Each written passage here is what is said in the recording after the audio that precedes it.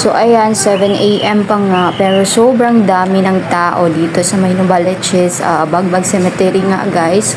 Buti na lang ang aga kong umalis ng Bulacan at 7 a.m. pa lang talaga ay nandito na kami sa Bagbag Cemetery sa Quezon City sa Novaliches. So ayan, sobrang daming tao na, sobrang pila na papasok ng cemetery talaga.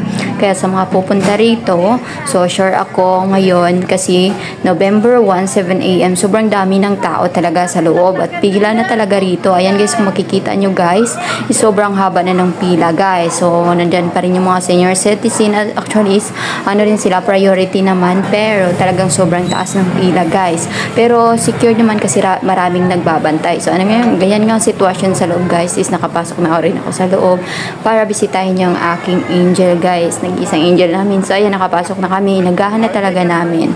Kaya sa mga pupunta pa rito ay mag-iingat kayo, magbaon kayo ng tubig kasi sobrang init din talaga guys. Kaya yun lang, thank you for watching. So ito yung ganap namin sa loob, binisita na nga namin yung aming angel. So maraming salamat.